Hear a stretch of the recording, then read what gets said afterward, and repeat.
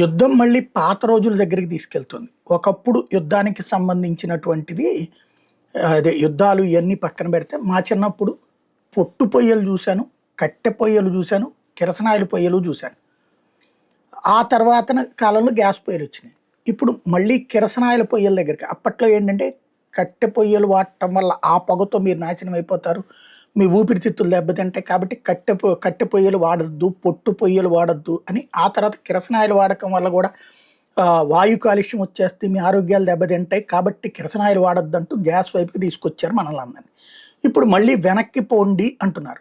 పిల్లల్ని ఎక్కువ మందిని కంటే నాశనం అయిపోతారని ఇదివరకు చెప్పి, మళ్ళీ ఇప్పుడు పిల్లల్ని ఎక్కువ మందిని కనండి అని ఎట్లా చెప్తున్నారో అట్లాగే ఇప్పుడు మళ్ళీ గ్యాస్ తగ్గుతున్నది కాబట్టి, గ్యాస్ ఉత్పత్తి ప్రపంచవ్యాప్తంగా కూడా తగ్గే ప్రమాదం ఉంది కాబట్టి కిరసనాయిల పొయ్యల్ని తీసుకోమంటున్నారు. బాగానే ఉంది కానీ దాదాపుగా ఒక 10-15 ఏళ్లుగా ఈ కిరసనాయిలు అన్నటువంటిది నిదానంగా తగ్గిచ్చేసేటప్పటికి కిరసనాయిలు నిషేధమే పెట్టేశారు ఓ రకంగా. దాంతో కిరసనాయిల పొయ్యిలు ఇంకెందుకు తయారు చేస్తారు, చేసేవాడు ఎవడు లేడు.